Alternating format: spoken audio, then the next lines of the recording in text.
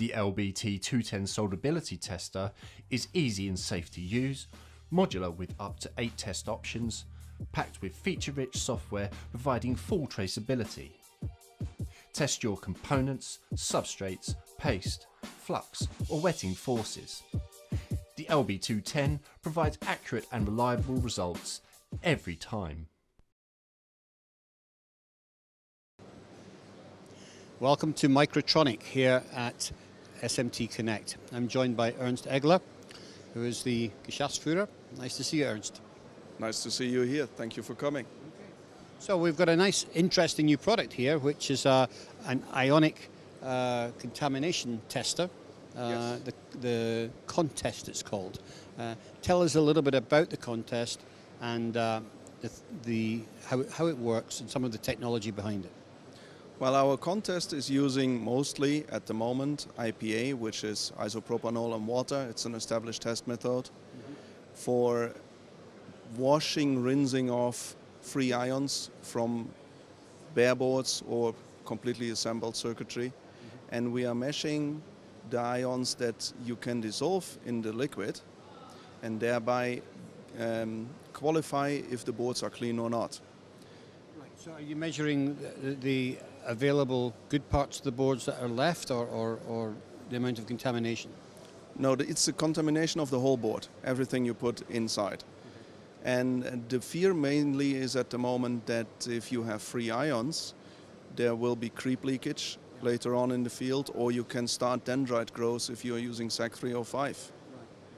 Okay. Which, more especially in the automotive industry, is a definite no-no. Wanted. Certainly not wanted.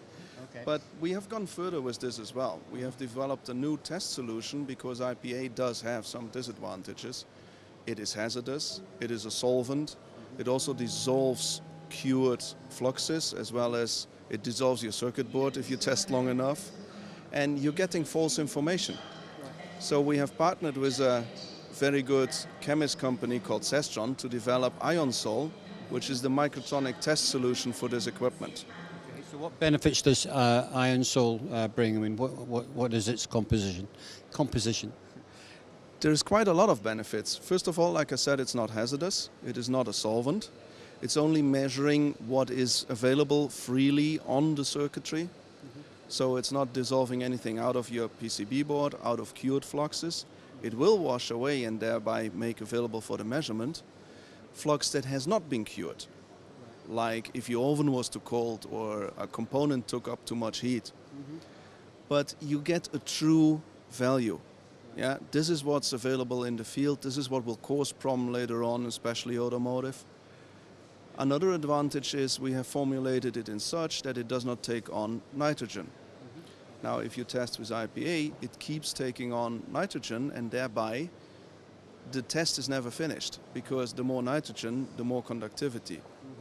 Ionsol doesn't do this. So you're testing 25 minutes and you got a solid flat line, so you have a result. It's a true measurement. So after 25 minutes, the line actually stays static at that level? Exactly, that's what happens. How accurate is the measurement system? Well, we go down to an equivalent of natrium chloride in micrograms per square centimeter of board. Quite a bit to say. So pretty accurate, okay. Yeah. Okay. So everybody in the end just talks about micrograms and means per square centimeter and so on. Yeah, but one thing we could achieve with Ionsol is we are 7 times more sensitive. So we don't need so much saturation as we use with the IPA, means we are 7 times more sensitive, and with modern fluxes and so on, there's not much we can test anymore. We are much better. So, I mean, obviously there's a lot happening in the industry, especially around the automotive world, and IPC has been developing their famous IPC 610A standards. Yes. To incorporate some requirements specifically for automotive. I believe that you've been involved in some of that, and this has actually been specified with your system. That's correct.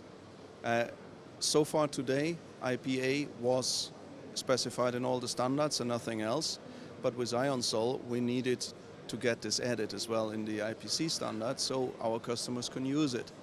And we are pretty proud to announce that the new IPC addendum does hold Ionsol as a possible test solution, so now customers, even using the standard, can use it, and it's all accepted. So this is a brand new product, Ernst.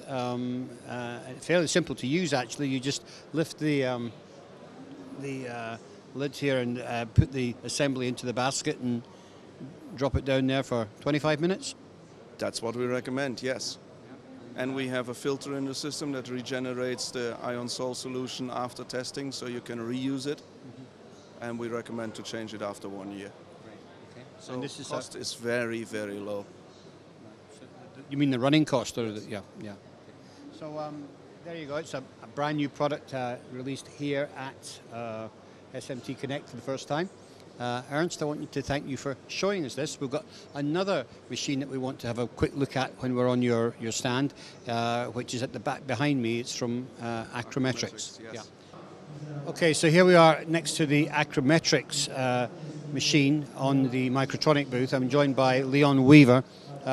Leon, tell us a little bit about this machine. It's something that works in air rather than under the thermal environment, which you're known for. But what is it for? This is our tabletop shadow array, and what it does is that it takes room temperature measurements of substrate samples, any kind of electrical component, and gives the coplanarity and warpage of that sample. In about 1.5 to 2 seconds, we can use the shadow array technique, which includes a lens, mirror, and just a LPI grating, a grating mirror, which allows us to create a shadow array pattern on the sample, and then we can determine the coplanarity and the warpage of that sample using this method. Okay. So typically you would sit this beside the stencil printer at the beginning of the process, and when you bring the bare boards in, if you saw one that you thought was maybe a bit suspect, you could put it in the machine to see if there was a significant warpage. Absolutely. The main purpose of this machine would be for the production side of things. Basically what we use is, in case it would be configured to be on an automated conveyor belt or something like that, the fabricated boards or even the blank boards would be able to be put onto this machine, measure the coplanarity and the warpage of them to make sure they were within specifications so that you would be able to know ahead of time before they were actually populated if they were going to be feasible. Right, okay. So looking at the operation of the machine, if we open these boards, the substrate sits underneath this glass here. And you could take a substrate up to, what's the maximum size? The maximum size would be 300 millimeters by 300 millimeters. That's anything that can fit under there. The grating moves up and down, so that if the thickness of the sample is more than usual, then you're going to compensate for that as well. Okay, all right. So you move that up and down till you get the right moire pattern. So you get the right shadow moire patterns. You're just going to keep moving the grating until it's feasible in order to get the accurate warpage. Right. Okay, excellent. So it's a fairly straightforward operation. Very much so. Yeah. It's just a new product. I mean, 'cause I haven't It's seen fairly new. We've had this product for about 1.5 to 2 years.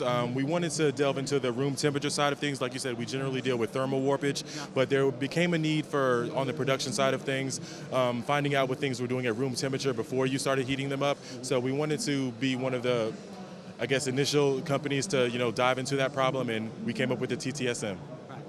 Well, it's a very interesting product, and thank you for showing it to us today. I thank you for your time. Appreciate it.